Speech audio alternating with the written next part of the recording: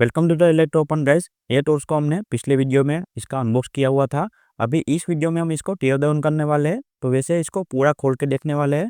Company claim करती है इसमें 200 वोट का लैंप रहता है, तो वो भी हम चेक करने वाले हैं कितने वोट का इसमें लैंप है। और सर्किट को खोल के भी देखने वाले हैं कहाँ से कौन सा कंपोनेंट लगा हुआ है, और अगर कोई कंपोनेंट खराब होता है तो इसकी जगह पे कौन सा कंपोनेंट हम लगा सकते हैं। तो वीडियो में बने रहिए। अगर आप मेरे चैनल पर नए हैं तो चैनल को सब्सक्राइब कर दीजिए। तो खोलने के लिए पहले हम इसका जो बैटरी है इसको बाहर निकालेंगे। तो यहाँ से इसको खोलेंगे तो इसकी बैटरी बाहर आ जाएगी। ये इसकी बैटरी है। तो पहले हम बैटरी को बाहर निकाल लेंगे ताकि अगर खोलने में कोई भी अगर परेशानी हो तो सर्किट इसका ख़राब ना हो। वैसे सभी टॉर्च में यहाँ आगे से खुलती है, लेकिन इस टॉर्च में यहाँ से पीछे से खुलेगी। तो इसको हम यहाँ से खोलेंगे तो ये अलग हो जाएगा। ये खुल गई। अब हमारे पास इतनी टॉर्च बची हुई है। तो अभी हम इसको खोलेंगे। तो इसको खोलने के लिए यहाँ जो ये ऊपर की जो रिंग लगी हुई है इसको हमें खोल के बाहर निकालना पड़ेगा। इसके बाद इसकी सर्किट बाहर आएगी। और रिंग को खोलने के लिए तो आप देख सकते हैं इसमें जो गैप है इसमें डाल के इसको खोलना पड़ेगा। तो हम इसको खोलते हैं। तो मैं आपको ये बताना चाहता हूँ कि जैसे मैं आपको दिखा रहा हूँ वैसे इतनी आसानी से ये नहीं खुलता। मैंने इसमें बहुत ही मेहनत किया हुआ, उसके बाद ये खुला हुआ है। तो मैं आपको कह रहा हूँ कि ये इसमें बहुत ही टाइम लगता है और बहुत ही अच्छी तरीके से इसको खोलना पड़ता है। नहीं तो अगर यहाँ पे आगे की तरफ अगर कोई इसमें लग गया तो ये डैमेज होने का चांस रहेगा। और इतनी महंगी ये टॉर्च है तो ये आपको ध्यान में रखना पड़ेगा। अभी ये जो स्प्रिंग है इसको हम खींच के बाहर इसको निकाल सकते हैं। तो कुछ इस प्रकार से ये सर्किट बाहर आ जाएगी। वैसे आप देख सकते हैं अंदर की तरफ बहुत ही बड़ी और बहुत ही मोटी हीट सिंक लगी हुई है। अगर लैंप को हमें बाहर निकालना है तो पहले हम इसको निकाल के ये कांच को निकाल के इसका लैंप को बाहर निकाल सकते हैं। तो अंदर की सर्किट कुछ हमें इस तरह से मिलती है। ये कुछ इस तरह से सभी चीज़ को इसमें कंपोनेंट लगा हुआ है। तो पीछे की तरफ हम देख सकते हैं यहाँ पे एक क्लिक स्विच लगा हुआ है जो आसानी से मार्केट में मिल जाता है। और ये इसका डिस्प्ले है। और यहाँ पे आगे की तरफ हम बात करें तो वैसे देखो आप देख सकते हैं यहाँ पे ये सी पोर्ट का इसका चार्जिंग का सॉकेट लगा हुआ है। वैसे ये भी हम इसको चेंज कर सकते हैं, ये हमें मोबाइल शॉप पे मिल जाएगा। और यहाँ पे यूएसबी सॉकेट लगा हुआ है।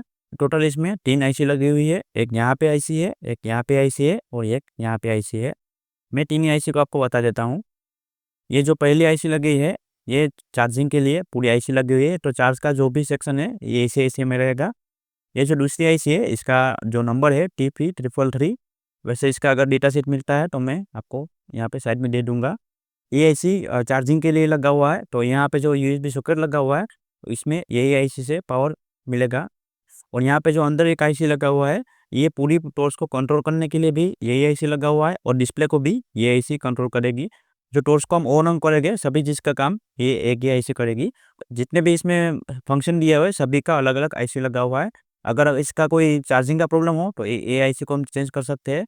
अगर ये इस आईसी में प्रॉब्लम हो तो वैसे भी हम इसको पावर बैंक को ज़्यादा यूज़ नहीं करेंगे, लेकिन अगर शॉर्ट दिखा रहा हो तो आप इस आईसी को निकाल के भी चला सकते हैं। और ये आईसी अगर ख़राब हो गई तो ये आपको मार्केट में नहीं मिलेगी। और जैसे आप देख सकते हैं यहाँ पे एक ट्रांजिस्टर लगा हुआ है और यहाँ पे एक ट्रांजिस्टर लगा हुआ है। तो ये बेसिक एक ट्रांजिस्टर ये आईसी को पावर देने के लिए लगा हुआ है।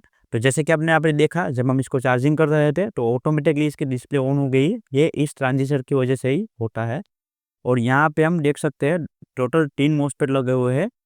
एलईडी को जो भी हम ऑन ऑफ करेंगे ये तीनों मॉसफेट की वजह से होगा। तो जैसे कि पहले जो टॉर्च आती थी उसमें एक ही मॉसफेट लगा हुआ था, लेकिन इस टॉर्च में टोटल 3 मॉसफेट लगे हुए हैं और तीनों को पैरेलल में लगा हुआ है। तो इसका जो ब्राइटनेस रहेगा वो इतना हाई ब्राइटनेस रहता है कि एक मॉसफेट से नहीं चलता है, इसलिए 3 मॉसफेट इसमें लगा हुआ है। ये मॉसफेट में से कोई भी एक मॉसफेट खराब होता है तो आप इसकी जगह पे P55NF लगा सकते हैं।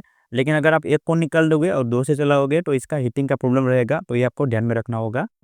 तो जैसे कि आपने देखा हमने पूरा टॉर्च को टीयर डाउन किया हुआ है। तो बस आज की वीडियो में इतना ही था। वैसे अगर आप इसको परचेस करना चाहते हैं तो वैसे मैंने इसको ऑफलाइन मार्केट से 1500 रुपये का लिया हुआ है। ऑनलाइन ये थोड़ा महंगा मिलता है, 1700-1800 को मिलता है। तो अगर आपको लेना चाहते हैं तो मैं लिंक इसका डिस्क्रिप्शन में दे रहा हूँ, आप वहाँ से परचेस कर सकते हैं। और कमेंट भी पिन किया हुआ है, आप वहाँ से भी इसको परचेस कर सकते हैं। तो फ्यूचर में बहुत सारे एमजेड की टॉर्च को अनबॉक्स करने वाले हैं और कंपैरिजन भी करने वाले हैं। ऐसे अगर मेरा वीडियो आपको पसंद आ रहा है तो वीडियो को लाइक कीजिए, चैनल को सब्सक्राइब कर दीजिए, क्योंकि दिखाने के लिए मेरे पास बहुत कुछ है। Thank you.